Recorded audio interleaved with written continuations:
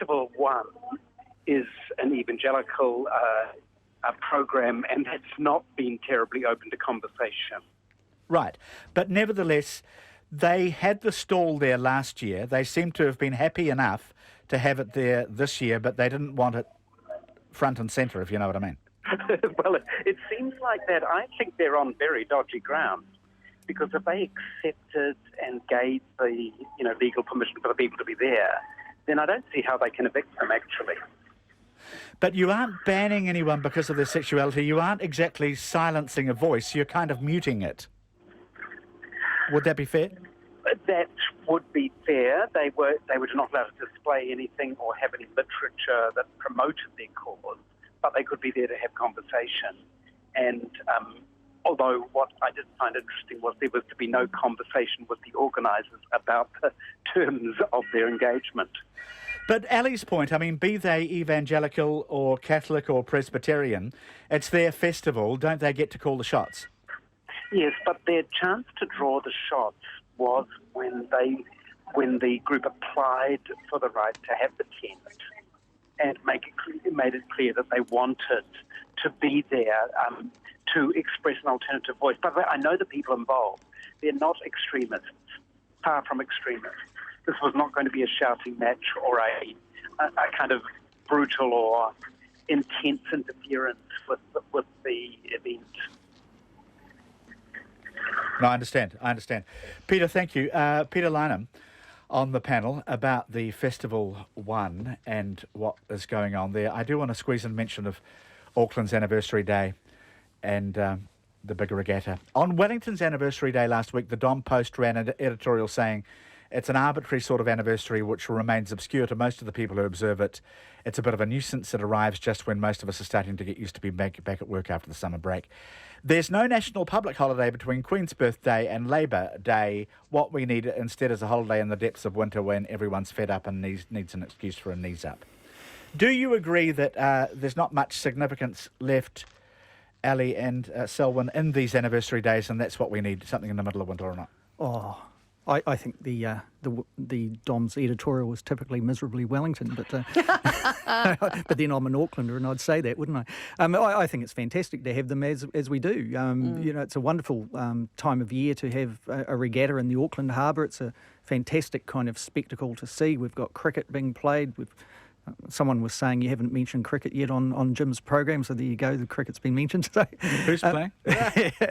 So, it's just a marvellous thing to see and perhaps reflect back on kind of things that we did in the past. And, of course, we've got Waitangi Day next weekend as well. All right, so keep the anniversary days. So, what does Ali say? Absolutely, I think so too. You know what we're like down here, Jim. We're very parochial and one-eyed, and I mean that in the best possible taste. And it's a huge week for us. We have Cup and Show Week at the same time, which then leads into Anniversary Day or Canterbury Anniversary Day on the Friday, which is show day, really. That's our day when people go to the show and look at the animals. It's fantastic for the region. No, I don't think we should reduce the importance of them at all. I'm all for extra holidays, so yes, we should have one in that quiet time over the winter for sure. Keep anniversary days and add one more. That's very good. Yep. So say all of us. Ali Jones, Selwyn Manning, thank you both so much. Thank you, Jim. Thanks for your company, everybody, and we're back with the panel tomorrow. Checkpoint with John Campbell coming right up.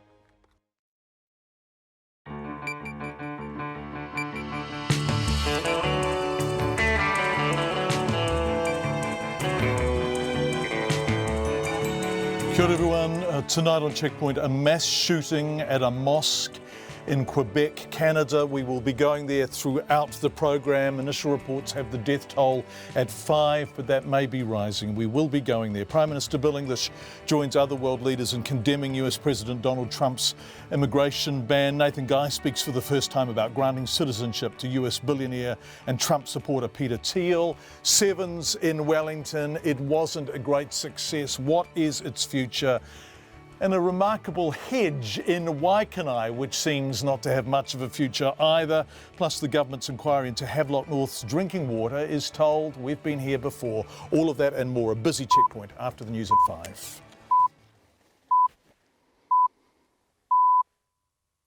RNZ News at 5. No mai, haere mai, good afternoon. I'm Paul Brennan. At least 5 people have been killed and several injured after a shooting at a mosque in Quebec City in Canada. Witnesses say several gunmen opened fire inside the city's Islamic Cultural Centre. Toronto journalist Jessica Murphy told the BBC details are still sketchy, but 2 people are believed to have been arrested. This happened apparently around evening prayers. As to whether or not there is one shooter, more than one shooter, any of those details still to come. We don't know, again, the number of people who are dead. There have been reports that there are up to 5 dead, up to 11 people wounded, but again, we don't know that. And there are videos from the scene do show, of course, a large police presence around the mosque, lots of ambulances around there as well. Jessica Murphy reporting there. The mosque has been targeted before. In June last year, a pig's head was left on its doorstep. The Prime Minister, Bill English, has condemned President Donald Trump's temporary ban on citizens from 7 Muslim-majority countries entering America. He says the government does not agree with the policy, but have to wait and see what turns out to be the long-term policy for the US. Here's our Deputy Political Editor, Chris Bramwell. Bill English says he would never implement such a ban in New Zealand and he disagrees with it. Asked whether he would condemn the policy, Bill English replied that he just had by saying he disagreed with it. The Greens argue the government should be increasing the refugee quota, but Mr English says the quota here has just been lifted and about 1,000 refugees will come into New Zealand this year. Bill English says the government's piloting the community sponsorship of refugee resettlement, which, if successful, could lead to an increase in the refugee quota. Atuiti whare pāri mata, ko Chris Bramwell aho. Tens of thousands of people have rallied in US cities and at airports to voice outrage over President Trump's executive order. The Australian government says Donald Trump has confirmed that his administration will honour a refugee resettlement deal. Under a deal with the former Obama administration, the United States said it would take a substantial number of the 1,200 asylum seekers held at processing centres on Manus Island and Nauru. In return, Australia would resettle refugees from Central America. President Trump spoke with the Prime Minister Malcolm Turnbull yesterday. The Treasurer, Scott Morrison, says he secured a commitment that the agreement will go ahead. They're both business people, aren't they? They know a deal's a deal. And the Prime Minister, I think, has done an excellent job in being able to continue this arrangement. Scott Morrison. The Government Minister Nathan Guy says he's very relaxed. He granted Trump campaign donor Peter Thiel New Zealand citizenship. The American billionaire has been a New Zealand citizen since June 2011. Mr Guy, who was the Internal Affairs Minister at the time, says the citizenship was granted under exceptional circumstances but followed all procedures. He says New Zealanders should be proud to have someone like Mr Thiel as a citizen, and the criticism is unwarranted. Mr Thiel is a fantastic ambassador and salesperson for New Zealand. He's well connected in America, and regardless of whether he's a supporter of the Trump administration or not, he has done a lot for New Zealand. Nathan Guy says the Department of Internal Affairs will release Mr Thiel's file later in the week. It's emerged at the inquiry into Havelock North drinking water that the Hastings district has the country's worst record for contaminated water. The government inquiry is looking at how the town's water supply was contaminated, poisoning more than 5,000 people with Campylobacter in August. Counsel assisting the inquiry, Nathan Geddy QC, revealed a similar outbreak occurred in the town in 1998 when 80 people were reported as falling ill. Mr Geddy told the inquiry this incident appears to have been forgotten and the lessons from it lost. Willis Street in Wellington has now reopened after being blocked off earlier this afternoon, so a loose pane of glass could be removed from a high-rise building. One block of the street between Mercer Street and Williston Street was closed off to pedestrians and traffic at about 2:30 this afternoon. A large window on the 15th floor of State Insurance Tower had become loose and was a public safety risk. It was removed at about 3:30 and the street's now fully open with traffic flowing freely. To sport now, the New Zealand bowlers have the hosts firmly on the front foot in the opening one-day cricket international against Australia at Eden Park, chasing 287 to win. Australia have lost 6 wickets, with the Black Caps pacemen Trent Boult and Lockie Ferguson taking 2 each. A short time ago, Australia was 68 for 6 after 19 overs. Football Federation Australia deny any players suffered heat stroke in the Wellington Phoenix 2-all draw at Adelaide last night. The Phoenix have called on the A-League to review its temperature policy after coach Chris Greenacre said 2 players fell ill with heat stroke during the match. The FFA says medical staff at the match told them that no players suffered heat-related problems. Greenacre says they asked for kick-off to be delayed but were denied. He says playing in 39-degree heat is dangerous. The heat really set us back a little bit, and I just think it could probably be addressed better.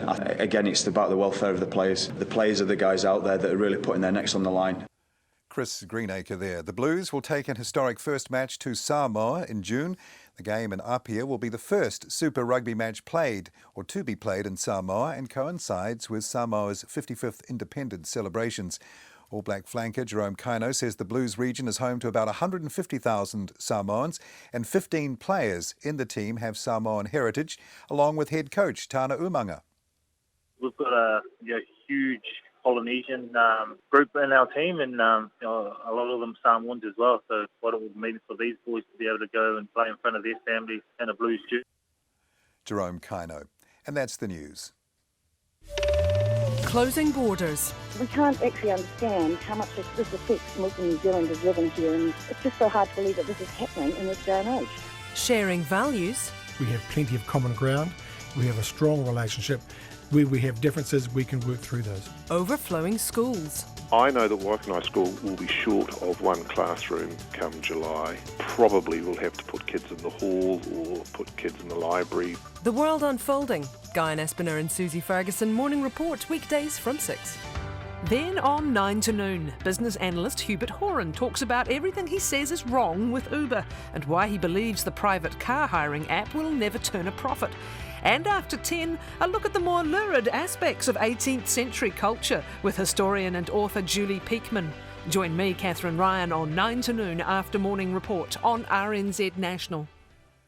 Now we have the short forecast from MedService taking us through to midnight tomorrow, Tuesday, for Northland to Waikato, also the Coromandel Peninsula. It will be fine, apart from cloudy areas morning and evening. Waitomo to Kapiti, also Taupo west of the lake, Taumarunui and Taihape, mostly cloudy, patchy drizzle.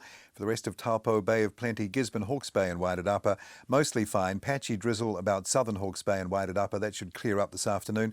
Wellington, cloudy periods, patchy drizzle this afternoon and in the morning tomorrow. Bulla and Westland, fine today, occasional rain tomorrow, becoming heavy in southern Westland with thunderstorms. Fiordland, rain develops this evening, heavy tomorrow, thunderstorms, they should ease later tomorrow. Nelson, Marlborough and Canterbury, mostly fine. Severe northwesterly gales about Canterbury High Country tomorrow, with late rain about South Canterbury. Otago and Southland fine at first. Severe northwesterly gales develop in exposed places overnight tonight. Rain tomorrow afternoon or evening, and at the Chathams becoming cloudy tomorrow. It's 5:08. Thanks, Paul. You're with Checkpoint. Thank you for joining us, everyone. Just a reminder, we are live on Facebook if you want to watch us via Facebook. We begin tonight in Quebec, where an unknown number of people are dead after an attack on a mosque during evening prayers. Initial reports say 5 people were killed, but that number may well rise. Witnesses say shots were fired at the Quebec Islamic Cultural Centre. Some reports suggest an AK-47 was used. That hasn't been confirmed. All of this is still very much breaking news, and we will go there throughout the program tonight. Don't forget, if you have any feedback whatsoever, do contact us on 2101 if you want to text. And Sean Henry is a reporter and news anchor for CBC in Quebec. So what we can tell you is that, according to Quebec City Police, they have confirmed that there are people who have been killed, who are dead. We don't know how many injured. We don't know how many people are inside the mosque at this hour. This is a developing situation. They have made 2 arrests so far. Other than that, police are remaining very tight-lipped about what they know. They said this is an evolving situation, and they are going to update us a little later. But we can tell you that there have been fatalities. We don't know exactly how many. We know there are people injured. We don't know how many people are still inside. And we can tell you that 2 people were arrested, and that's what we know so far. Thanks, Sean. And no further comment on the ethnicity or religious background of the people who've been charged with the shooting? No one's been charged yet. People are just in custody, so there hasn't been any charges yet. But there's no ethnicity that was really revealed right now. What I can tell you also is this mosque in particular has been the target of some incidents around Ramadan with a pig's head put in front of the door. There was another incident with some information in the area that was considered Islamophobic, and they had complained to police. But we don't know if there's any link between those incidents and the shooting tonight. It's Sean Henry from CBC. The Canadian Prime Minister Justin Trudeau has just tweeted, and I quote, "Tonight, Canadians grieve for those killed in a cowardly attack on a mosque in Quebec City. My thoughts are with victims and their families." That's Justin Trudeau. A witness told Reuters there were 3 gunmen. Other reports suggest 2. Reports of the pig's head being left in the mosque in June of last year have been confirmed by the mosque itself on its own Facebook page. It was accompanied by a note saying "Bon appetit." As we speak, police have cordoned the entire area off, of course. We will go back to Quebec City the moment there are more details. Breaking news, a shooting at a mosque in Quebec City. 5 reported dead, and that death toll may well rise. You're with Checkpoint. It's coming up to 11 minutes past 5. Thank you for being with us. Tens of thousands of people have rallied in cities and airports across America to voice outrage over President Donald Trump's executive order restricting entry into the country for travellers from 7 Muslim majority nations. The order has led to the detention or deportation of hundreds of people arriving in the country, including initially people with green cards, effectively permanent residency, returning to the United States. The White House is now resiling from this, but confusion reigns, including amongst government staff working at the airports. 16 US states have begun legal action to fight their own president's order. The White House says there will be no back down. Here's our Washington correspondent Simon Marks on another extraordinary day in Donald Trump's America. At airports in Philadelphia,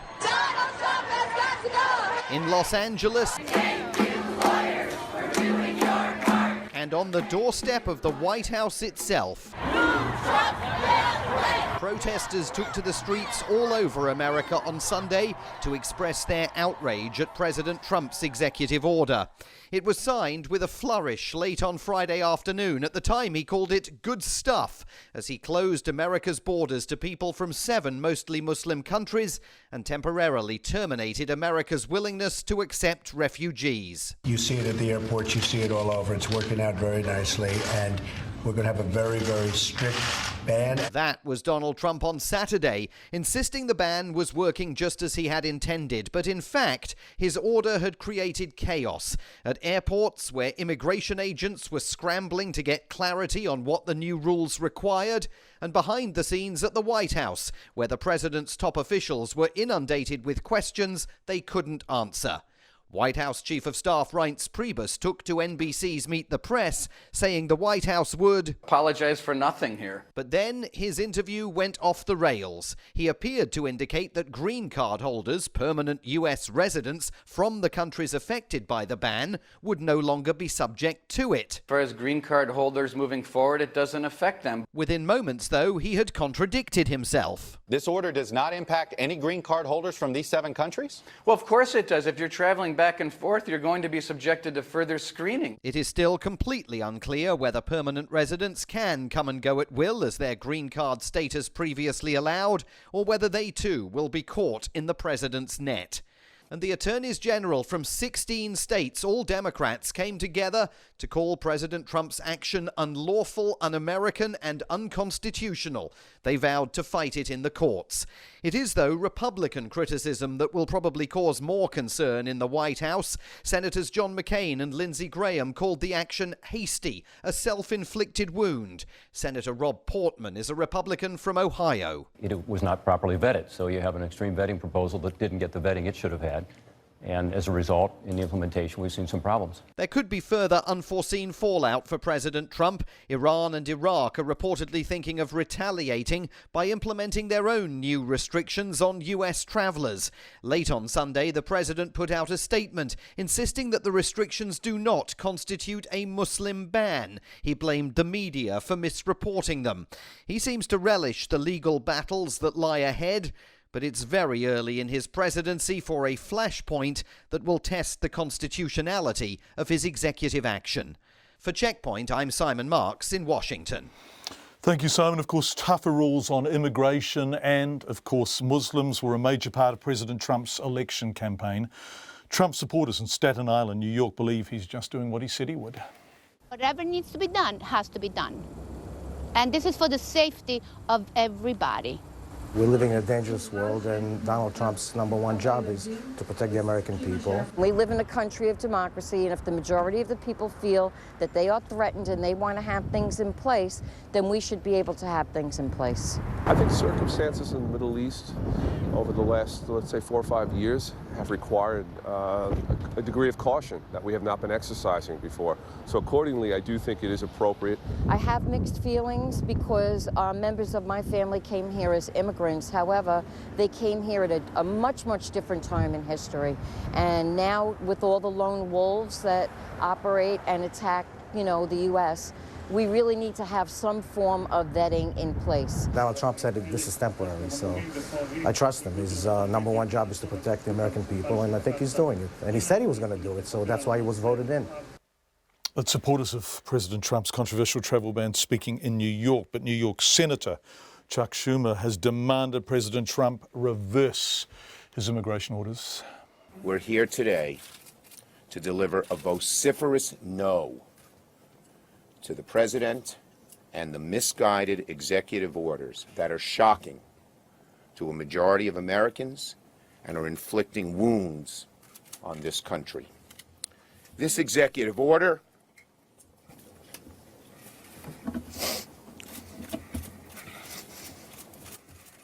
was mean-spirited and un-American.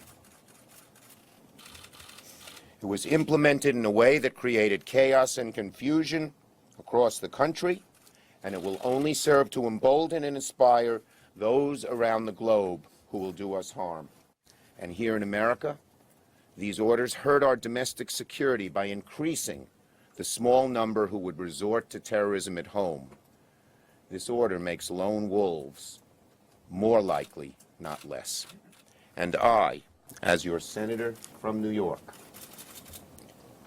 will claw, scrap, and fight with every fiber of my being until these orders are overturned. New York Senator Chuck Schumer speaking at a media conference earlier. Reports coming in from New York that the NYPD have increased patrols around mosques and Islamic centres citywide in response to the shooting in Quebec City. We'll be back in Quebec City later. Still in New York, an Iraqi family of 4 say their dreams of emigrating to the US were dashed after they were blocked from entering America. Fuad Suleiman, his wife and 2 daughters aged 10 and 17 and a son aged 19 spent 2 years obtaining US visas and had packed up their lives ahead of moving to America. The family was turned back to Iraq when they attempted to board a connecting flight to America from Cairo. It's a terrible era in the United States. Terrible era in the history of the United States. I don't know. I thought America is an institution and democracy. I see it like autocracy. It's just like Saddam Hussein's decisions. Yeah, without going back to the Congress, without going back, I don't understand. I am not going illegally. I am legal immigrant. This is the point. And for me personally, I have prepared for this journey, for this immigration, for 2 years. I sold my house, I sold my properties. The most annoying thing that I feel guilty, my kids left school. So 1 whole year will be, I don't know what to say. Fuad Suleiman, who had obtained US visas and, as you heard, given up his old life but was being sent back. Samir Khalaf is the national president of the American Arab Anti-Discrimination Committee. We spoke to him on the day Donald Trump was elected president. Then he was concerned about the rhetoric of Trump's campaign and how it might materialise as policy, action and law. Now he knows, and it's worse than he, the Anti-Discrimination Committee and the Arab Americans they represent feared. These are individuals that have been thoroughly vetted. These are individuals that are on the pathway to citizenship. These are individuals that have been living here maybe 20, 30 years, and now all of a sudden, by happenstance, they're out of the country, they're going to be barred from coming back in. Really, that's to us the most shocking aspect of it. Here we've given a commitment to these individuals that they're safe, They can come and go as they please. They're part of the American fabric, and yet now we're banning them. So to us, that's the biggest shocker. So our next fight is one first and foremost is to see what we can do to help those that find themselves the victims of this executive order, those that are stuck at the airports, those are green card holders who are overseas or are stuck and can't come back here. So that's our first priorities is to see what can we do for them, how can we get them back into this country. And Samir, sorry to interrupt, do you have any idea how many people there might be in that kind of category? So these are people who have homes and families and lives and jobs in America and are unable to return. Do you have any idea what sort of number of people we're talking about? No, we are talking about hundreds of thousands of people, quite possibly. We don't know. I'm going to be honest with you. The exact number is unknown because we don't really. Nobody keeps track of how many green card holders leave the country. You're not necessarily required to sign out. There's no database for that. But again, these are people that may be on vacation. They may be visiting sick ones, sick family members. They may be getting married. They may be going to a wedding. They could be going overseas, and they could be going to any part of the world. New Zealand, for example, maybe they're going on vacation to New Zealand. They would not be able to return into the United States. And these are people that have legal permanent residency status within the country. That's Samir Khalaf, National President of the American Arab Anti-Discrimination Committee. As the Arab and Muslim world takes stock of the broader messages of Trump's blanket ban, some are discussing the potential for this as a recruitment or radicalisation tool for lone wolves or groups like ISIS. Samir Khalaf says the perverse irony of Donald Trump's language and actions is that ever since he began his campaign, he's been one of the top recruiters for ISIS. The vitriol that he spews is going directly to their to their Twitter pages or their Facebook or their internet recruitment sites, and it's this whole idea that the West hates us. America hates Islam. America hates Muslims. America wants to destroy Islam, and this is our proof. Look, this is our proof. This is why we believe that. This makes us right. Look how he's treating us. Look how he's banning us. He does not believe that we're even human beings. So that whole argument just plays into them and gives them more ammunition to use against us. So when people may try to push back at them, no, we need to work with the West. We need to join with them. We need to negotiate with them. They'll turn around and say, well, they don't want to negotiate with you. They don't want to work with you. They don't want to be friendly to you. Look what they're doing to you. It's Samir Khalaf, National President of the American Arab Anti-Discrimination Committee. We spoke to him earlier this afternoon. Here at home, the Prime Minister, Bill English, says it's important to wait and see what exactly President Trump's policy is at the end of the 3-month immigration ban, because those decisions will also have an impact on New Zealand. Here's our Deputy Political Editor, Chris Bramwell. Bill English says he would never implement such a ban in New Zealand and he disagrees with it. He insists he is not being meek in his response. We don't agree with the policy. We've yet to see just what turns out to be the long-term policy for the US, because this is a temporary measure. But in the same way as other leaders have indicated, we welcome our refugees and migrants wherever they come from. Asked whether he would condemn the policy, Bill English replied that he just had by saying he disagreed with it. Labour's leader Andrew Little says Mr Trump's policy is based on prejudice and discrimination, and he would have expected a stronger response from the government. I would expect better for a country whose reputation is known around the world as caring for people, looking after vulnerable people. And we're talking about a lot of people, the refugees who are being denied access, who are fleeing persecution. They're now facing a different type of persecution from a country who we're strongly allied to. We should be stepping up to a friend and saying, mate, that's not good enough. The Green Party co-leader Metiri Ature says Donald Trump's ban is grossly unjust. I also think it's grossly irresponsible for the president of a country like this to take this kind of action with no thought at all for the consequences, either for his own citizens or for the international community. I mean, it's ridiculous that he's done such a thing with no planning or preparation about what it means. Me Tere Ture says the government should be increasing the refugee quota, and if elected, the Greens would make it a priority to double it.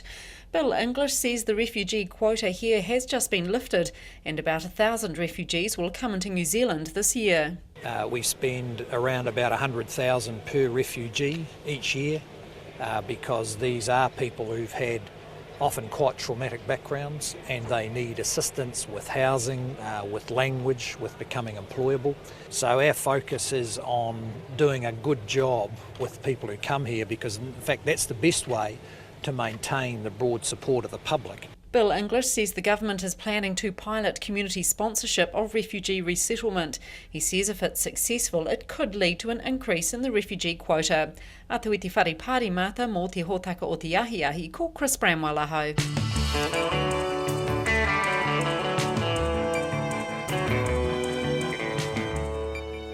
Your checkpoint on our RNZ. Thank you for being with us. Coming up on the program, Nathan Guy on why he granted citizenship to US billionaire and Trump supporter, of course, Peter Thiel, and the battle brewing on the Kapiti coast over a 90-year-old hedge. Quite a magnificent thing, this hedge, but not everyone's cup of tea. We'd love to hear from you. You can text us on 2101. More details on how to get in touch with us a bit later in the program. But let's go to Nathan Guy, who spoke for the first time since it was revealed last week.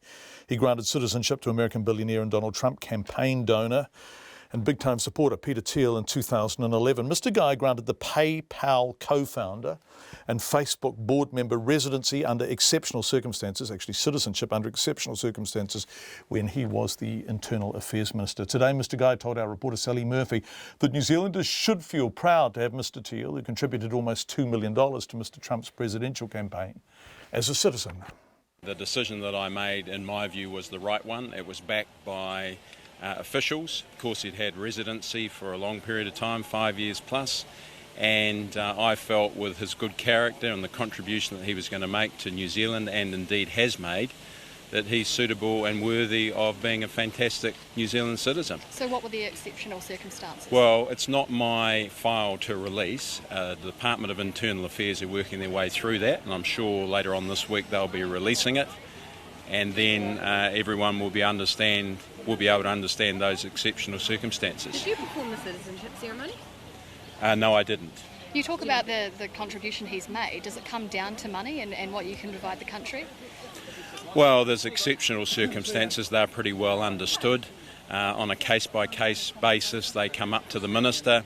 The Minister reviews these cases, and there's about 300 per year, and takes advice from officials, obviously takes some time to consider it, like I did in this particular case and all the other cases that I grant citizenship. So how long did it take, though? What are the processes? Well, the processes are there's a very thorough file that's gathered, there's supporting documents, there's a legal process that goes on, and then it comes up to the Minister to make those decisions under exceptional circumstances.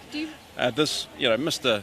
Thiel is a fantastic ambassador and salesperson for New Zealand. He's well connected in America, and regardless of whether he's a supporter of the Trump administration or not, he has done a lot for New Zealand, and we welcome individuals like this into our country. Can you buy citizenship? No, you can't. Do you remember signing that citizenship now? No, that's 5+ years ago. No, I don't. You don't remember seeing Peter Thiel's name and going, I'm signing citizenship for Peter Thiel?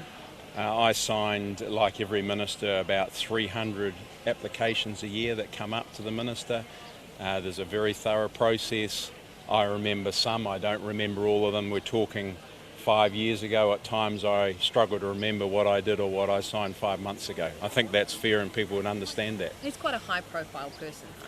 Oh, he's become more high-profile than since 2011. He's made an outstanding contribution to the New Zealand society, particularly with his venture fund. He supported a lot of small businesses that probably wouldn't have got going any other way. So he's got great reach into the Silicon Valley, wonderful supporter of New Zealand, and we should be proud to have a person like Peter Thiel as a citizen of New Zealand. Do you think the criticism of it is fair, or do you think it's just because he is a Trump supporter?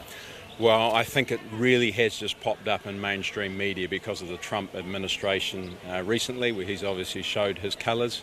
But it comes back to a fundamental point in my view. There's a very thorough process that goes on, a very thorough file, recommendation put to the minister by officials, ministers' decision points that they need to make. In this particular case, I'm very relaxed that I granted him citizenship. He's made a wonderful contribution to New Zealand, and I'm sure will continue to do so.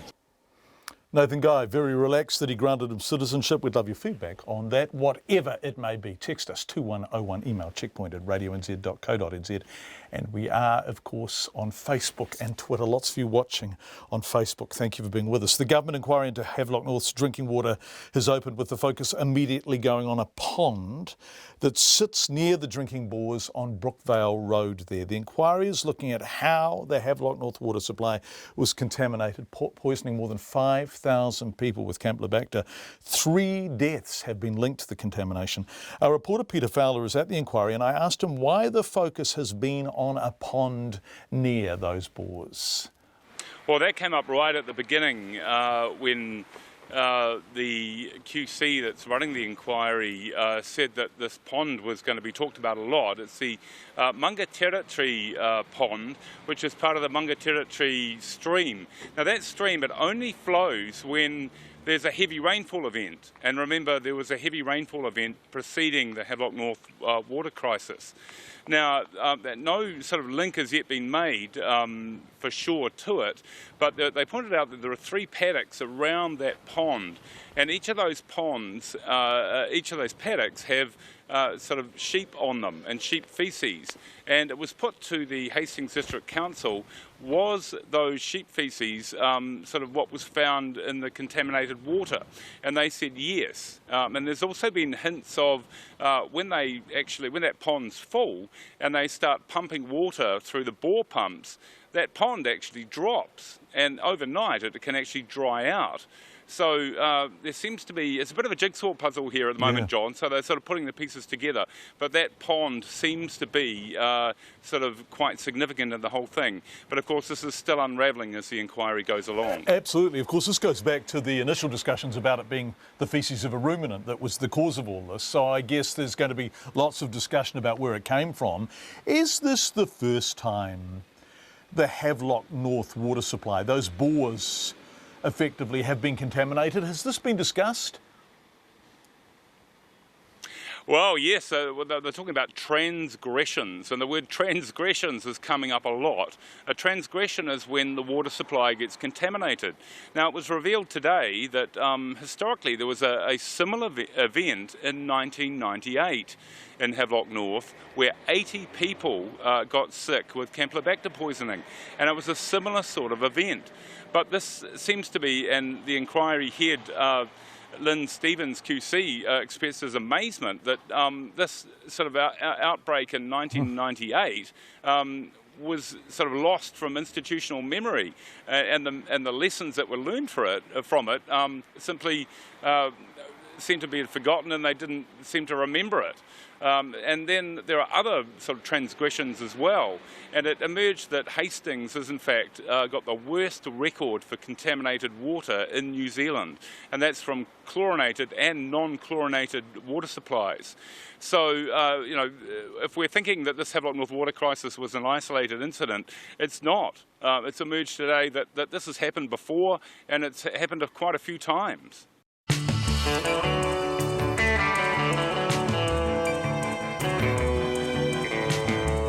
Coming up on Checkpoint, the latest from the shooting at a mosque in Quebec that has left at least 5 people dead.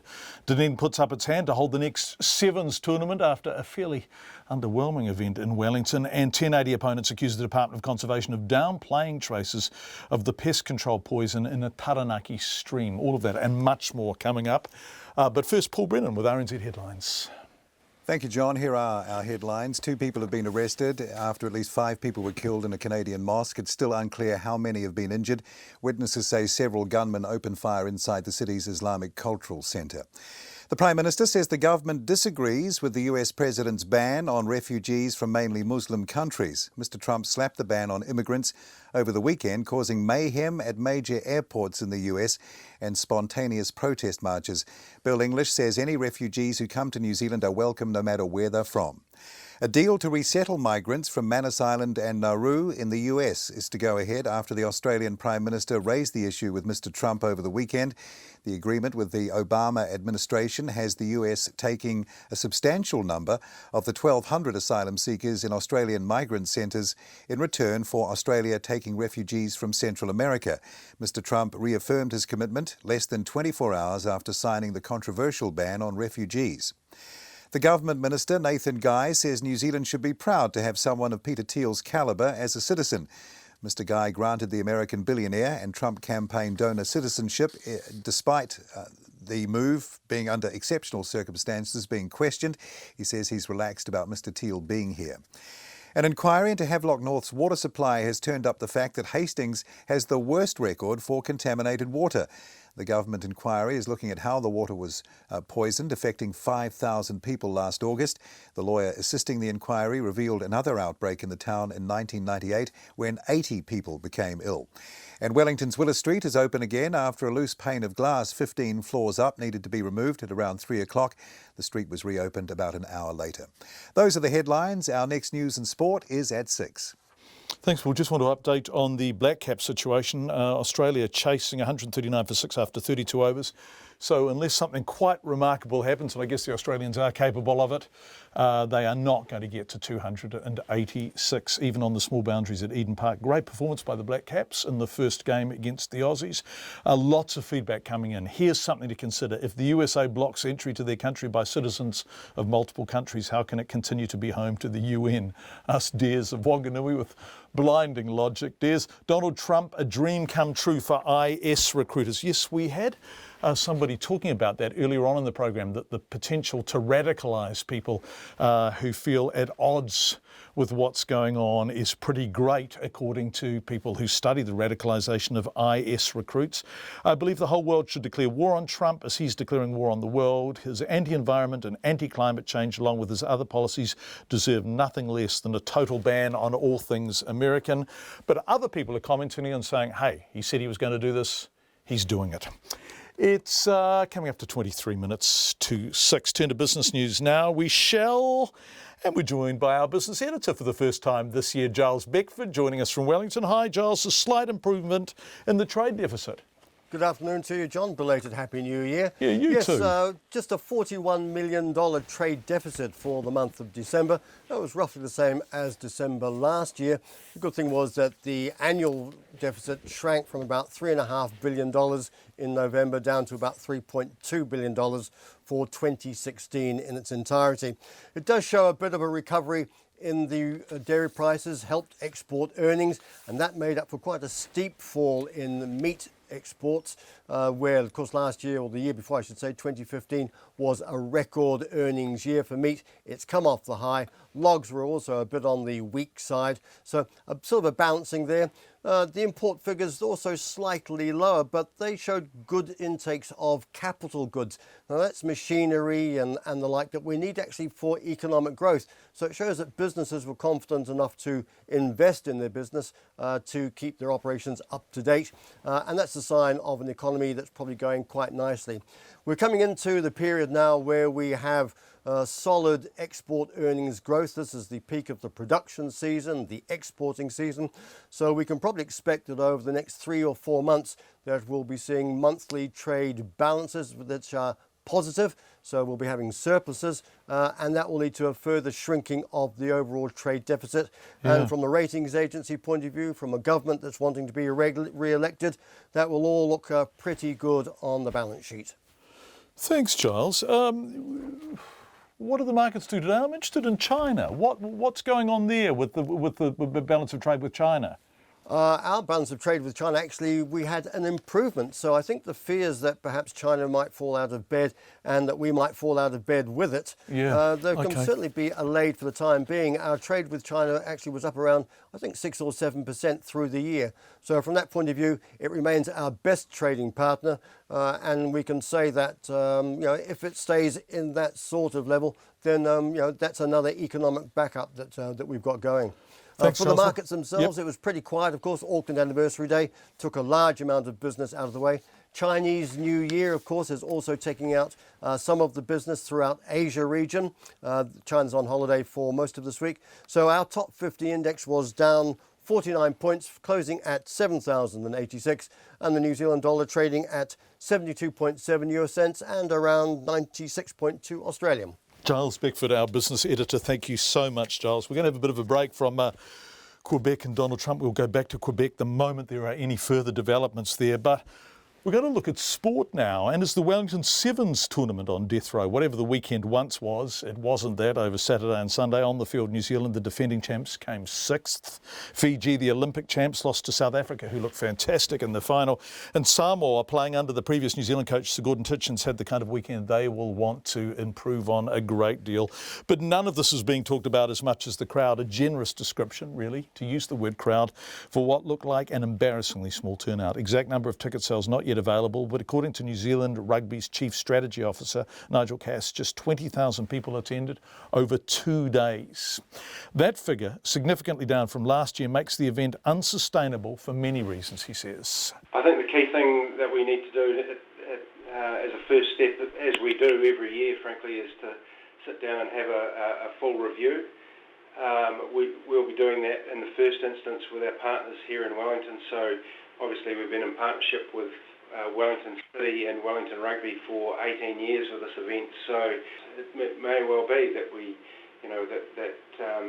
event is better somewhere else, but we're not in a position to make that decision at this point. The commercial viability of the event is not just about ticket sales. There's a lot more to it than that. There's obviously a range of other commercial properties, but we frankly, not only for commercial viability, but just for the atmosphere around the event, need more than 10,000 people. Yep, they sure do. New Zealand Rugby's Nigel Cass discussing earlier today the possibility of doing away with New Zealand Rugby Sevens completely, that tournament, or moving it elsewhere. And Dunedin's Mayor Dave Cull is saying, hey, if Wellington isn't working, look south. I asked him if Dunedin may pitch for the Sevens. Yes, we would certainly consider it if the idea were put to us. I know why it would be put to us, because we have a reputation for hosting really good events. We've got the only roof stadium in the country, and the whole community gets behind this sort of thing when it happens. I guess we'd also have to consider, though, a couple of questions. I mean, the question has been asked by the NZRFU whether the Sevens is sustainable in Wellington, and I think we need to ask whether it's sustainable anywhere. It's might be getting a bit tired, but and I think we'd have to also think in Dunedin about when in the year we might consider it. We've got 25,000 students in the city, and if we ran an event like that, we'd want it to be at a time of year when they were here. Right, are they back yet? Are they starting to drift in from far and wide yet, or is it too early? They're starting to drift in, but they're certainly not all here by any means at all. Okay, so and this time of the year is not ideal. Okay, and the expectation, right, so, and this is the window that New Zealand currently gets it in, but I guess that's negotiable, well, potentially. But the expectation is that the students would add something to it in terms of life and colour and noise and involvement that would make it entirely desirable that if the event was held in Dunedin, it was during the university year. Oh, absolutely, and they would add all those things just as they do to the city in general. In terms of the infrastructure, so there are a lot of teams that arrive in town. Can you cope with all that? Have you got the hotels to put all of them up? Well, look, we've had New Zealand. We've had Rugby World Cup games here. We've had major events here like Fleetwood Mac, and we put everyone up. Some of them stay a little out of town, but that would all have to be looked at in the business case. But yeah, we've done bigger things than the Sevens, I think. Okay. Are you reaching out to the NZRU? Are you saying to them, hey, we're here, don't forget us? Or are you waiting for a knock on your door? Look, I don't know that we've made any approaches. Having said that, our stadium management team are in negotiations about all sorts of events all the time. So it could be that conversations are happening as we speak. Dave Kell, the Mayor of Dunedin. A Wainui Omata schoolgirl is seeking a law change to make workplace toilets accessible to certain groups when there are no public restrooms available. 12-year-old Nicole Thornton, who has Crohn's disease, will present a petition on the topic at Parliament tomorrow. Our health correspondent, Karen Brown, went to meet Nicole today. Nicole Thornton has chronic incurable inflammatory bowel disease, which often comes with diarrhoea and abdominal pain. Over summer, she and other young people on a tour of Parliament discussed a law in the United States that requires businesses to allow toilet access to those with Crohn's, as well as to pregnant women and users of colostomy bags.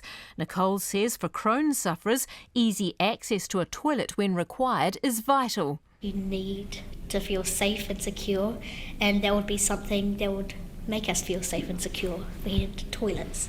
Nicole says last summer, those on the annual Camp Purple Live, run by Crohn's and Colitis New Zealand, made I can't wait cards, which could be handed to others, avoiding the need for sensitive discussion when in a hurry. The cards didn't work as well as they'd hoped. Every single time you had to explain why you have Crohn's, and you don't have time to explain, like you do not have time. So if you could just be able to show a card and I'll let you through, you would actually make it in time instead of like explaining and it would be too late. She says an online petition backed by 57 children and young people at the camp, their caregivers and others, has received almost 3,000 signatures in just over a week. Tomorrow she'll present it to her local MP Trevor Mallard, seeking a law change forcing retailers to allow access to their employee restrooms where there are no public restrooms. It's not a great thing to have Crohn's. You have to take the most of it and try and use it as an advantage, like what we're doing now, making it a law. Lower Hutt gastroenterologist Richard Stein says 20,000 New Zealanders have Crohn's or ulcerative colitis, a quarter of whom are diagnosed in childhood. It's the norm for them for a lot of these people who have these diseases to carry a change of clothes with them. They plan their day around where the toilets are located. A lot of them simply won't go downtown just for the fear of having an accident. Nicole's father, Kerry Thornton, says he believes the average Kiwi business wouldn't turn anyone in need away. But then having said that, a lot of the company policies now don't like people using their staff toilets for different reasons. The IBD sufferers, their reason is really genuine, so if they walk into a business at any age, doesn't matter who long, if they've got the card that says that they're allowed to by law, it'll just make life so much easier for them. Brian Poole, the past chairman of Crohn's and Colitis New Zealand, says a map they produced showing the locations of all public toilets nationwide isn't enough. You can access a public toilet or find a public toilet anywhere in New Zealand. That's quite different to finding a toilet that's owned by a business. And that's the next layer or next sector we want to move into, because Crohn's people are entitled to live a normal life. And that's what Nicole Thornton wants after she gives Hutt South MP Mr Mallard the petition tomorrow. I'm going to have to make my sister do my hair and I can't wait to meet him. He seems really nice. Mō te hotaka o te ahi ahi, ko Karen Brown tēnei. 12-year-old Nicole Thornton talking to Karen Brown. Opponents of 1080 have accused the Department of Conservation of downplaying the discovery of traces of the pest control poison in a Taranaki stream. DOC says the levels found are not a risk to human health, but the group 100% Pure Taranaki. And some Māori say that ignores 1080's effects on aquatic life. Our Taranaki reporter Robin Martin has more. The Taranaki Medical Officer of Health tested samples taken from 17 sites within 8 hours of the first aerial drop of 1080 in Egmont National Park, and again 4 days later. A sample from the Waiongana stream measured 0.2 parts per billion, just above the limit of detection at 0.1 parts per billion. The Ministry of Health guideline for safe drinking water is 2 parts per billion. The chairman of 100% Pure Taranaki, Chris Wilkes, says 1080's manufacturer warns it's toxic to aquatic life, and finding it in the stream confirms his worst fears. The fact that it's been present in the water means that there's been a large number of pellets landing in that river, at the top of the headwaters. So to find any kind of numbers, significant readings, you actually need quite a few pallets to be in the water. So it just shows me that they were quite reckless with their application. Mr Wilkes says 100% Pure Taranaki wants to see people employed to trap pests. We've got a lot of unemployment around the mountain. There's a lot of youth, disenfranchised, disengaged. We could definitely be taking the youth up there, getting them involved, and just sort of making it more of a community project as opposed to doing it with helicopters and poison, you know. Robbie Taylor is the spokesperson for Ngāti Awa ki Taranaki, which has placed a rāhui along the entire North Taranaki coast due to the 1080 drop in December last year. Mr Taylor says he's noticed a lack of fish in the rivers and streams. If the Waiongana is infected, or all those other streams and estuaries and creeks that run into those main rivers right around that mountain on the catchment, they'll be affected too. And once again, where's the leadership from these big iwi people within the government, the yes people, you know? Darren Ratner is DOC's Partnerships Manager in Taranaki.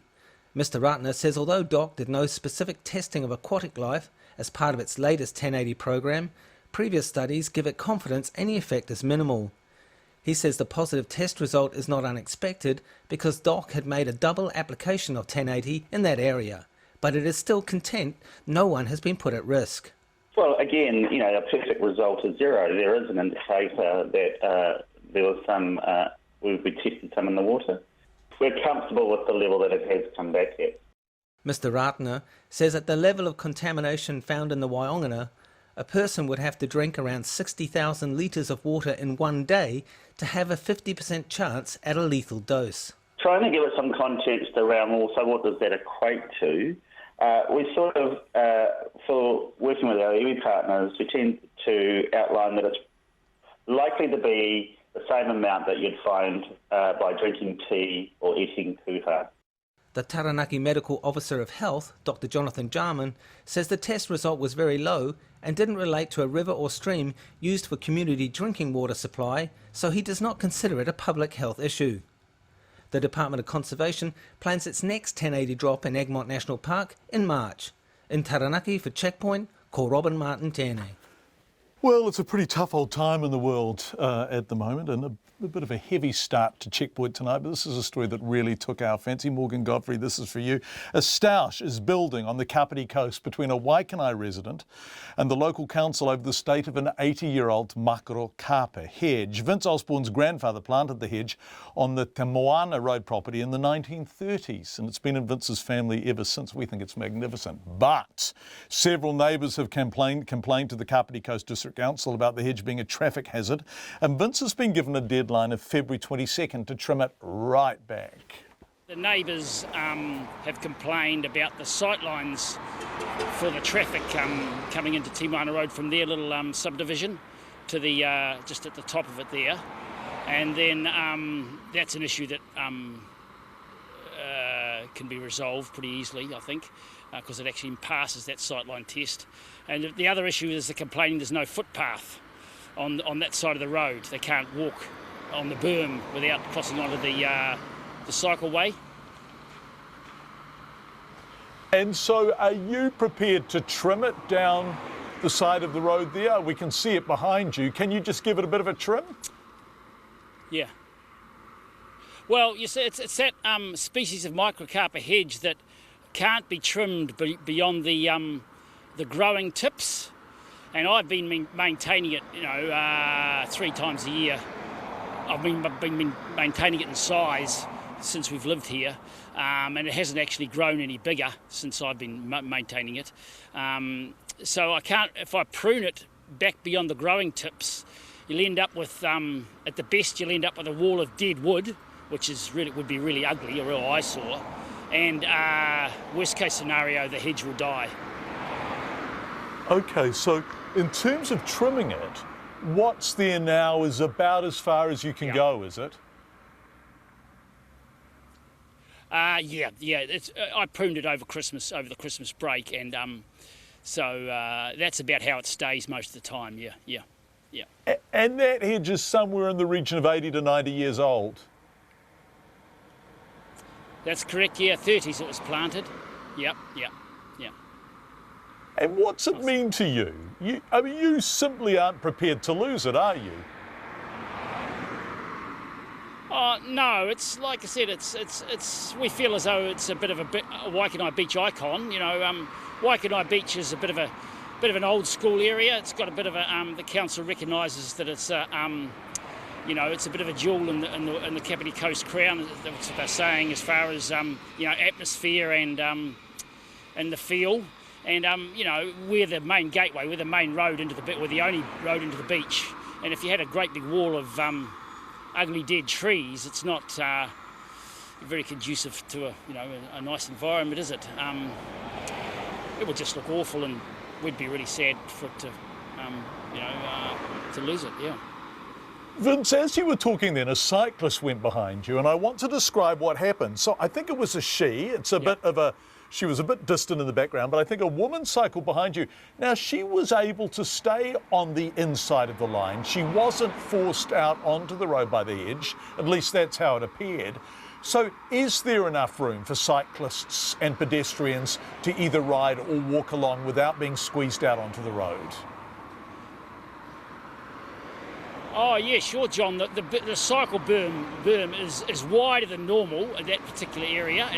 So the cyclists can go up and down the road quite easily without having to cross into the traffic path, and so that's never an issue. I don't think that's an issue, or we don't think that's an issue.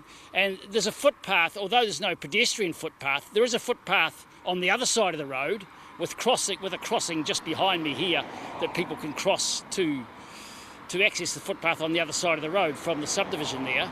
So, and there's no other footpath anywhere on that side of the road. So, as far as pedestrians go, the odd pedestrian that does want to walk up and down there, up to date has been quite happy to cross the road and just use the available footpath. Vince, the council says we've received several complaints and concerns about the hedge, and our records show these date back to 2013. So given that it's been there for the best part of coming up to a century in the not too distant future, the complaint started in 2013. Has something changed since 2013? No, the hedge has not grown any bigger since the subdivision was put in about 2004, because it had to pass certain sightline rules then, and I've maintained it. So nothing has changed. Probably complaint-wise, why we've got the complaints now is we own a large 1.5-acre section there, which we have very large trees on, and so of course our neighbours, we've got issues with our neighbours regarding trees as well, boundaries and various leaves in their properties and that type of thing. So we do have issues with the neighbours before they even decided to have a go at us with the hedge as well. And Vince, it looks magnificently kept. I mean, whatever you think about the hedge, you've got to admire the order it's in. Do you do all the pruning, including up on the top there, which... So how do you do it? Yeah, I can... I prune it about 3 times a year. It takes about 3 man days, and I can walk along the top unsupported and just prune it with your conventional hedge pruners. I can walk along the top and do that, and the sides I use a mobile scaffolding, and somebody drives, and I use the hedge trimmers and just drive up and down and start, stop and prune it. Yeah, it's quite a mission, and it's quite very time consuming, but I think it's worth it. Right. The Kapiti Coast District Council maintains that while the 80-year-old Makrikapa hedge is a feature, it's also a traffic hazard. The council says it doesn't want to lose the hedge outright, but it has a responsibility to protect public safety, and it presents a safety hazard to pedestrians, cyclists and motorists. Interesting, as we watch that, the pedestrians and cyclists we saw seem to be going along reasonably safely beside it, but perhaps it leaps out at them from time to time. The council's Infrastructure Services Group Manager, Sean Mallon, says that the council is proactively working with the hedge's owners. If you could trim it back, at least 1 metre and 1.5 metres, just at a height at about 2 metres, then you could have a corridor there that people could walk under. The tree would remain, the greenery would remain on the top section, and absolutely the greenery would remain on the private side of the hedge as well. So Certainly the advice that council has is that you can trim the hedge. It won't kill it, but it won't grow back as green on that section that you trim it back to. That's really the issue. It's the Kapiti Coast District Council's Infrastructure Services Group Manager, Sean Mell. It's amazing the feedback we get on stories like these. And this is an example of it. Chris says the Waikanae Beach Hedge is an icon of the area. I remember well playing in and on and under it in the early 70s. So what's that, 40 years ago, a bit more. I used to live near the Waikanae Hedge. It's awesome on a few levels. I called it an apartment block for birds. Anyone needing to walk or cycle on that side of the street is being stubborn, stupid and perhaps lazy. It ought to be a heritage nature reserve. The Kapiti District Council are being hypocrites as they want to save wildlife, particularly birds, yet they're willing to destroy thousands of homes and breeding sites. Cutting back the hedge will kill it. Lots of support for the hedge. Mr. Guy, Nathan Guy, speaking about Peter Thiel and the discretionary decision to give him citizenship. Does Mr. Guy really consider that we should be proud of a citizen, Peter Thiel, who wrote that women getting the vote was bad for democracy and claimed that apartheid was a sound economic policy? Asked Martin Sawyers of Wellington. And why would Peter Thiel even want a New Zealand passport if he so strongly supports Trump's vision for America? Surely he wants to be beside Trump making America great again. It's 6 o'clock. RNZ News at 6. Good evening, I'm Paul Brennan. Canadian police say they have secured a mosque in Quebec City after an attack in which at least 5 people have been killed. Witnesses say several gunmen opened fire inside the Islamic Cultural Centre. 2 people have been arrested. The BBC's Grant Ferret has more. The shooting began around the time of evening prayers at the mosque in the Islamic Cultural Centre in the Sainte-Foy suburb. Dozens of people are thought to have been inside the building. Police have released few details beyond saying there were fatalities and 2 people had been detained. They haven't ruled out the possibility that a 3rd suspect is still at large. There's no indication of any motive for the shootings. Quebec's premier condemned what he called a barbaric act of violence. Grant Ferret reporting there. The American President Donald Trump is defending the immigration restrictions that have sparked protests across the United States and legal action from civil liberties groups and 16 American states. He's denied that his executive order shutting the country's border to citizens of 7 Islamic countries represents a Muslim ban. Here's our Washington correspondent Simon Marks. The president's statement serves only to underscore the fact that he's standing by his possibly unconstitutional immigration ban. He accuses the media of falsely reporting the restrictions as a Muslim ban and says he's simply targeting nations the Obama administration identified as terrorist havens. Meanwhile, on Twitter, he's gone after Senators John McCain and Lindsey Graham, 2 prominent Republicans who say the president's action is a self-inflicted wound. Simon Marks, RNZ News, Washington. The Labour Party leader Andrew Little says Donald Trump's temporary ban is based on prejudice and discrimination. The Prime Minister Bill English has condemned the ban but says it's important to wait and see what the permanent policy is at the end of the 3-month period. Andrew Little says he would have expected a stronger response from the government.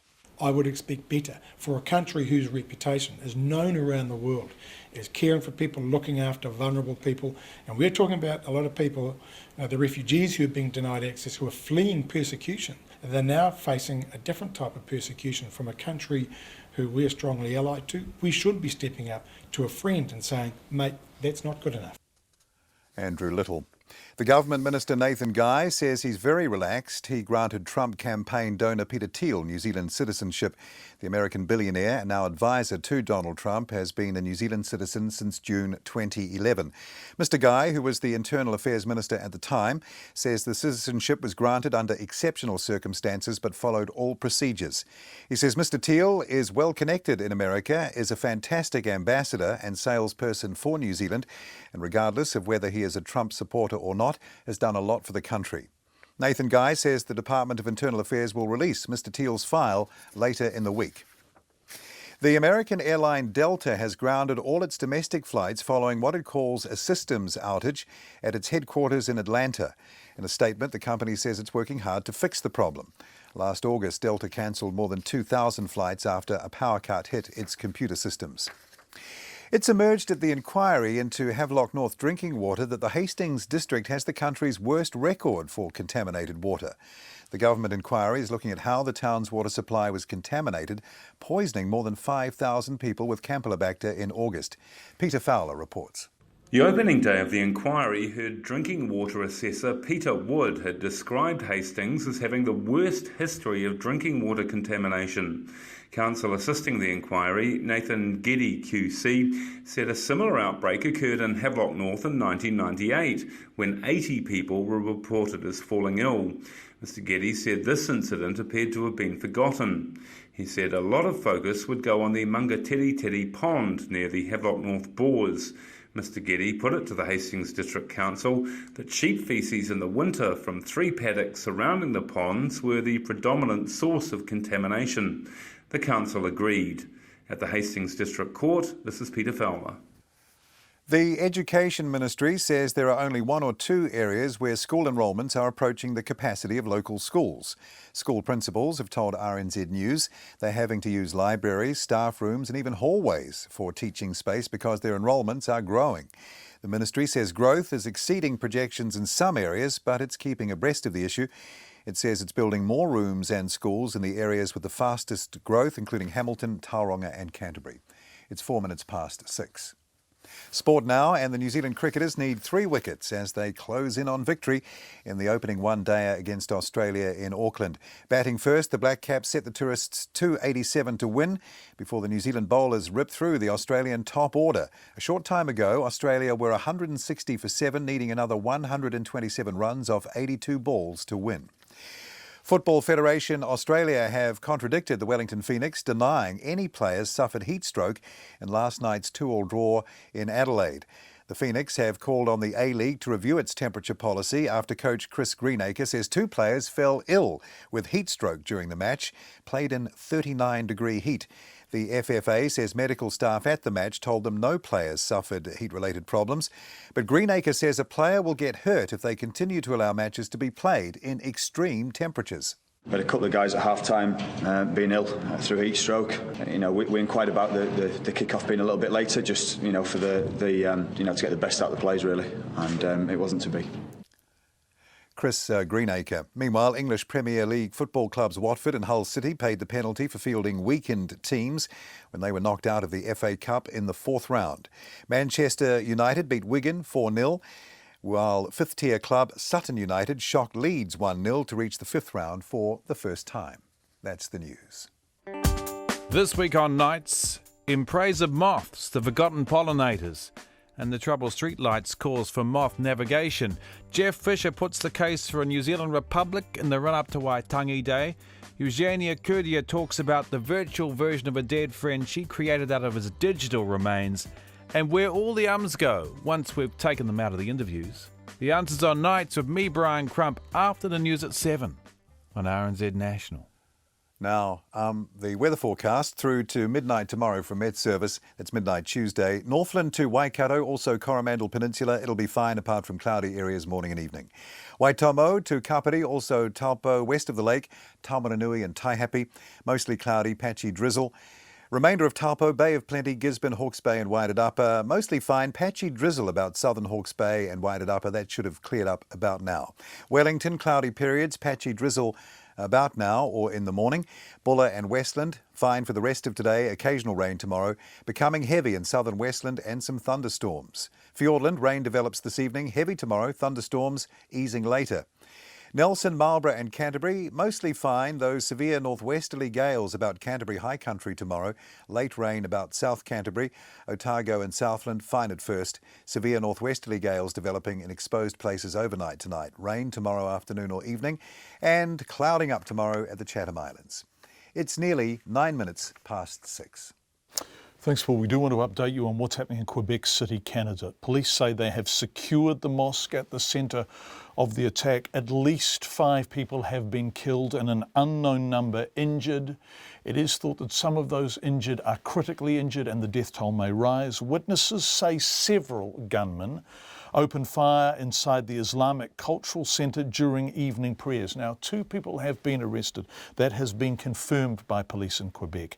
Dozens of armed police have swarmed the area and there are concerns at least 1 other gunman may have got away. Toronto journalist Jessica Murphy says details are still sketchy, but the mosque has been targeted in the past. The police service in Quebec just confirmed that there are indeed people who are dead, that there are wounded, and that there have been suspects who have been arrested, but they aren't giving more details at the moment. This happened apparently around evening prayers. As to whether or not there is one shooter, more than one shooter, any of those details still to come. We don't know, again, the number of people who are dead. There have been reports that there are up to 5 dead, up to 11 people wounded, but again, we don't know that. And there are videos from the scene do show, of course, a large police presence around the mosque, lots of ambulances around there as well. And one thing to note, this specific mosque was also the attack this summer in June of an incident where a pig's head was in fact left outside of the mosque during the month of Ramadan. This is definitely an ongoing operation, and as I noted, there's a lot of unconfirmed things. What we do know and what the police are confirming right now is that there are dead, there are wounded, and some suspects have indeed been arrested. Lots and lots of speculation, none of it particularly helpful, I suspect, on social media about the identity of the shooters. Justin Trudeau, the Canadian Prime Minister, has tweeted, "Canadians grieve for those killed in a cowardly attack on a mosque in Quebec City. My thoughts are with victims and their families." Greg Fergus, an MP in Quebec, described on Twitter the attack as a terrorist act, the result of years of demonising Muslims. The identity of the assailants has not been released, although it has been widely speculated on. We will go back to Quebec City the moment we can confirm more rather than simply speculate about details.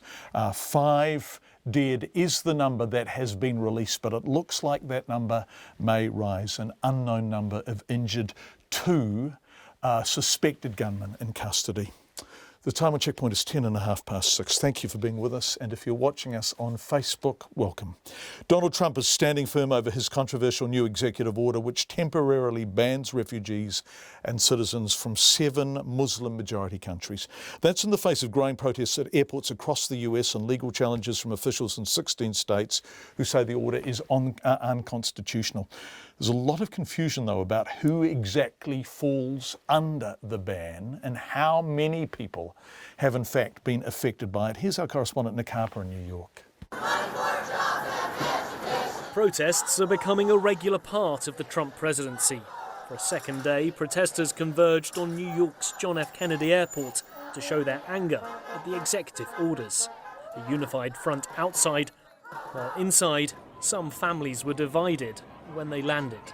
The fact that we are families split apart by our governments is heartbreaking. Nazli Parvizi is Iranian-born, her homeland now among the 7 blacklisted countries, meaning her family are unable to visit her, and if she leaves the US, she may not be allowed back in. This is horrifying. I'm horrified by the ban in general, but also it affects me personally, it affects my family. It affects my ability to see my family again, for my son to meet his family in Iran. New York's airports are the gateway to the United States, often the entry point for passengers transiting to other American destinations. With some families unable to meet their expected loved ones, lawyers gathered at JFK to offer help free of charge. Camille Mackler from the New York Immigration Coalition has been here since early on Saturday morning. We're hearing mainly at this point of people not being able to board the planes at their countries of origin. But for the families who are here, they're very worried and they're very confused. They went through the paperwork, they went through the process. In some instances, it literally took years, and here they are finally in this moment, and they don't understand why the door is being slammed in their face. The protests and offers of help were echoed in big city airports across the country throughout the weekend, like in Los Angeles, where so many of the West Coast's immigrant families live, and San Francisco, where protesters marched inside the airport to occupy one of the terminals. While in the capital, campaigners took their frustration right to the president's front door. But for now, the man inside, Donald Trump, is not budging on the ban, yet denies this is about targeting Muslims. That said, with the order signed, millions of Muslims are now excluded from America. But for the people here, the only clear results of Donald Trump's executive orders are anger and confusion. For Checkpoint, I'm Nick Harper in New York.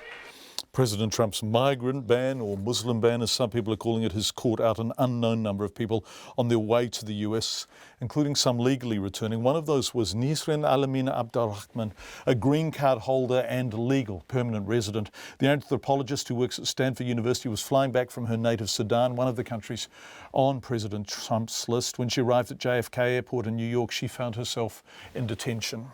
I heard about the executive order being signed and got on the next plane out of Sudan to JFK. And while I was on the plane, the order was signed. So when I arrived, I was taken aside to a questioning room that I'd been in before, but not as a green card holder. I'd never been in that room as a green card holder. I'd only been there when I traveled with a F1 or work visa. And I was questioned extensively. I was asked to share my social media accounts. I was patted down in a way that was quite uncomfortable for me. I was briefly handcuffed. They later released the handcuffs when I started crying. I was then transferred to a 24-hour terminal and eventually released after about 5 hours or so of waiting. And I witnessed a lot of people coming into that room in handcuffs and was really heartbroken to think about what it meant for those people to be sent back. I was one of the lucky ones, I think partly because of my own privilege being affiliated with Stanford. I was probably treated a lot better than most people who are currently being detained. And I was, relatively speaking, only in for a short period of time, which was 5 hours. But a lot of people have been in now for, 15, 18 hours, and many of them aren't able to speak to legal counsel. Many have been sent back, including an Iraqi and an Iranian citizen that were with me in that room. They were both sent back to Sweden. The Iraqi citizen was waiting to be reunited with his wife and his 7-year-old child. And it just broke my heart to see that. Stanford University anthropologist says the order is misguided as nationals from the 7 countries it targets are already subject to vetting. She also says border and airport staff did not seem to know what they were doing. To me, they seemed quite confused. They were waiting on Washington to receive orders on how to implement this and told me that green card holders were being, dealt with on a case-by-case basis. So I was lucky to be released after they said they didn't find anything in the system. They used the term derogatory, so I was allowed to leave. But there are many people, I've heard of cases of green card holders actually being sent back, and there are many people who have valid visas who are turned back. And the implications of that, of course, if you're being sent back to a war zone, I think are really terrifying. That was Nisrin Alamin Abdurrahman, a Sudanese national who lives in the US legally but found herself caught up in President Trump's new immigration ban. The Prime Minister, Bill English, has condemned Donald Trump's ban but says it's important to wait to see what the permanent policy is at the end of the 3-month period. He says he would never implement such a ban in New Zealand and he disagrees with it.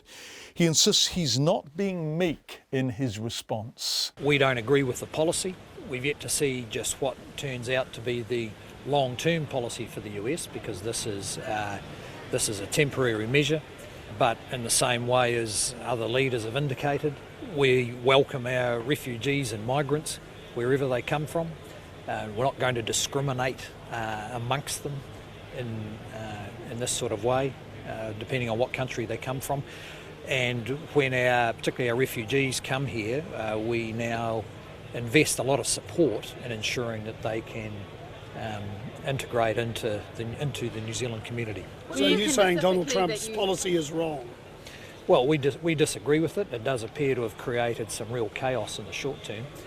And in time we'll see what the permanent policy is. Will you condemn the policy? Well, I just have. We disagree with it. So that phrase, "we disagree with it," used a couple of times. Mr. English was asked whether New Zealand would consider taking more refugees. Well, we've yet to see what the permanent policy is. The quota here has just increased by 30%. So this year we'll have 1,000 refugees come in. We spend around about 100,000 per refugee each year because these are people who've had often quite traumatic backgrounds and they need assistance with housing, with language, with becoming employable. So our focus is on doing a good job with people who come here because in fact that's the best way to maintain the broad support of the public. That's Bill English talking at Karaka earlier today. Labor leader Andrew Little says Mr Trump's policy is based on prejudice and discrimination, and he would have expected a stronger response from the government. It's taken, 2 days into this issue for Bill English to even step up and say something. He's been missing in action up until now, and then what he's provided, frankly, has been pretty weak. I would expect better for a country whose reputation is known around the world as caring for people, looking after vulnerable people. And we're talking about a lot of people, the refugees who are being denied access, who are fleeing persecution. They're now facing a different type of persecution from a country who we're strongly allied to. We should be stepping up to a friend and saying, mate, that's not good enough. Labor leader Andrew Little. It's coming up to 90 minutes past 6. No further details out of Quebec City. Still, the death toll stands at 5, an unknown number of injured, 2 people in custody. Names of the 2 in custody have been released on the internet. It seems overwhelmingly certain they are not correct. The police are appealing a judge's decision to dismiss a charge against a man accused of causing harm to his wife by posting semi-nude photos of her on Facebook. The man was charged under the new Harmful Digital Communications Act and appeared in the Manukau District Court last September. Sharon Brett-Kelly reports. The court heard the man who was separated from his wife posted photos of her lying in bed in her underwear. He had previously threatened to post the photos, the court heard. His wife believed it was to blackmail her into removing a protection order. After discovering the pictures, the court heard, the woman became very depressed. Judge Colin Doherty said the photos were intimate and private, but they did not cause serious emotional distress. He said morally repugnant or merely upsetting behaviour did not fall under the scope of the law.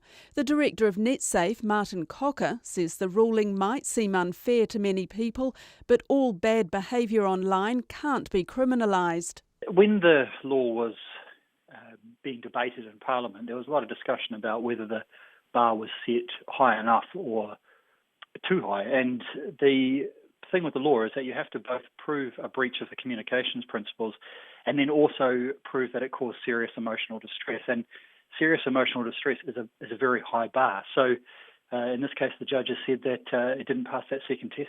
Martin Cocker says it is too soon to say whether the serious emotional distress threshold is too high. NetSafe supported the introduction of the law, and we accepted the threshold that was set was a reasonable starting point.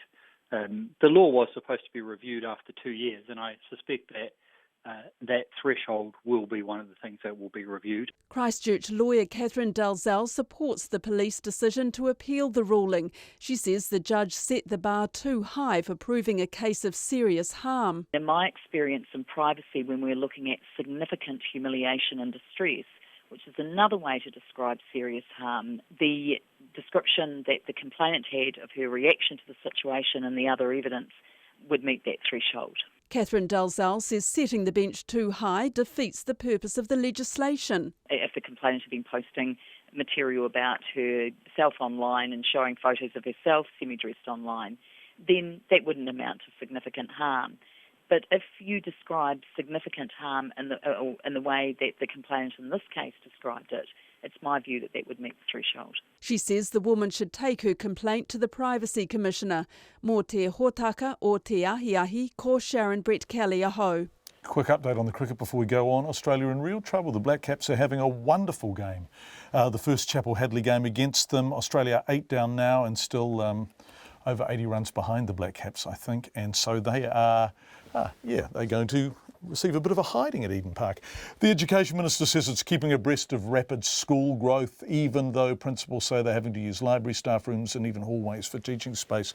They say enrolments are booming and putting pressure on schools in parts of Waikato, Bay of Plenty, Canterbury and Queenstown.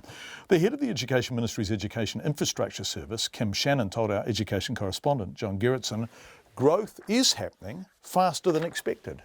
Look, there's no doubt that we have had increased roles that have been ahead of projections, and it is a challenging situation, but we've been working really closely with schools to address their role growth pressures. How do you do that? For instance, if you look at the last 2 budgets, we got over $1 billion for new capital for 9 new schools and over 700 classrooms. And so when we know that schools are under pressure, there are more kids than they expected, we work really closely with them to work through how we can get the new classrooms on board or help them with the current capacity to see how they can use it while we are building those classrooms. Yeah. Well, I mean, would it be an unusual situation for schools to be using their libraries or even, as we've been told, their hallways for classroom space? From time to time, when there's a building project going on, schools will look at what their current capacity is and they might decide to use a classroom in a library. And it's often a short-term measure, and sometimes the library is large enough to accommodate that, and it's not actually too much of an issue for the school, and they know that it's a short-term solution. Hallways, what I've seen in schools is that when schools are feeling under a bit of pressure, sometimes they knock down some walls and they create, particularly in old schools, they've got some lovely old verandas or spaces and actually build out the classroom so that they can accommodate that.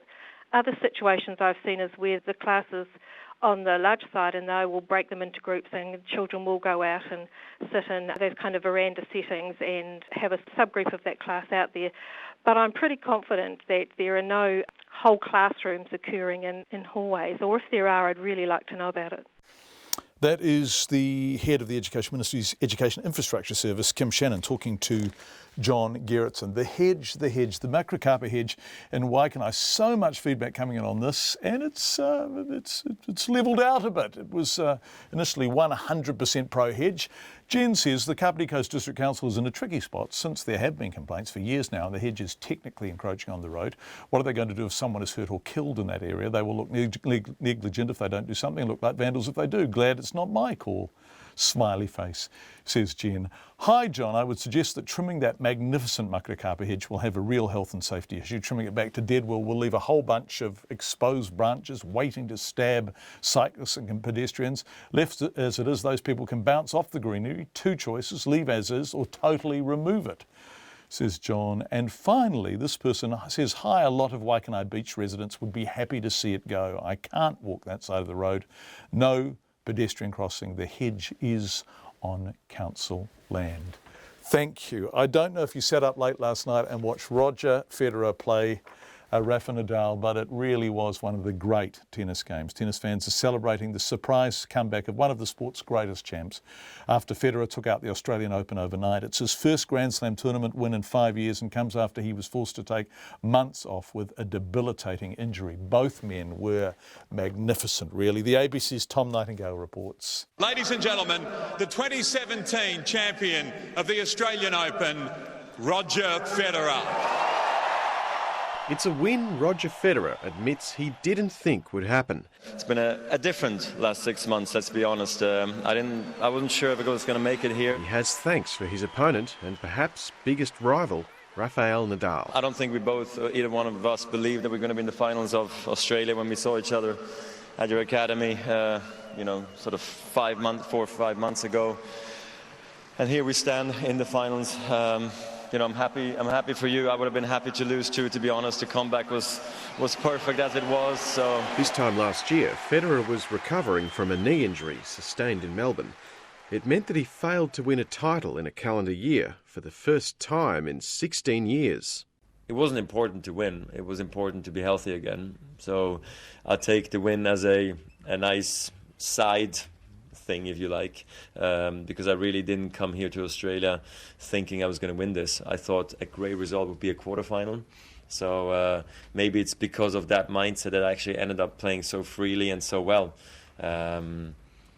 I only started to believe once I played a great fourth round, a great quarterfinals, that maybe, something's in the air and maybe I could make it really far, but I really stayed in the moment and played great against Stan when I had to in the fifth, and next thing you know is like I'm here again and in another fifth set, so it felt like I've been there before and I did well this tournament. At 35, Federer is now the second oldest man to ever win the Australian Open.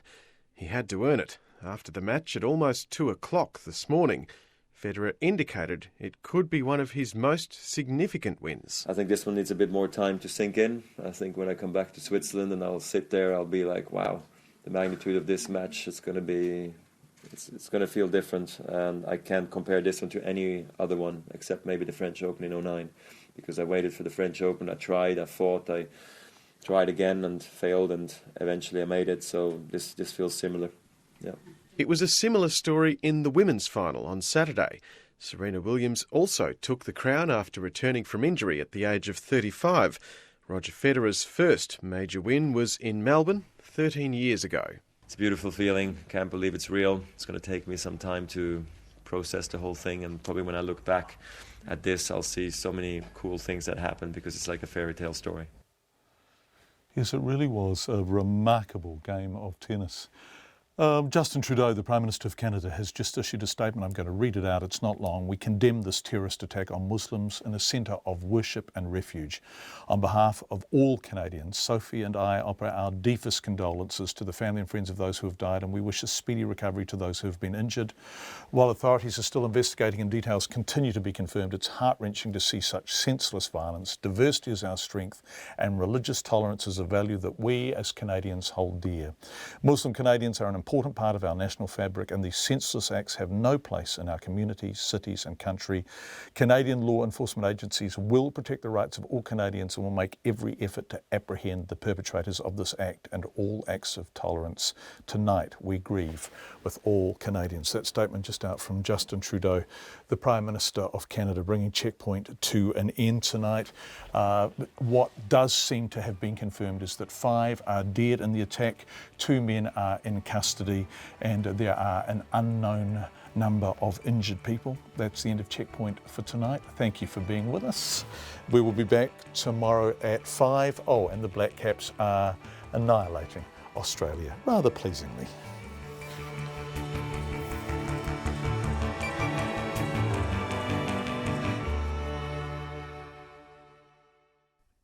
RNZ News headlines at 6:30. I'm Paul Brennan. Good evening. The police in Canada say they have secured a mosque in Quebec City where at least 5 people were shot dead. Witnesses say several gunmen opened fire inside the mosque where about 40 people were at evening prayers. 2 people have been arrested. The US President Donald Trump is defending his executive order shutting refugees from 7 Muslim countries out of America.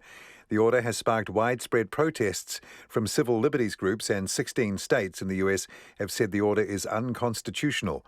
The Labour leader, Andrew Little, says the temporary ban is based on prejudice and discrimination. He says he would have expected a stronger response from the Prime Minister. Bill English has condemned the ban but says the government should wait to see what the permanent policy is after the 3-month period. The government minister, Nathan Guy, says he's relaxed about granting American billionaire and Trump donor citizenship under exceptional circumstances.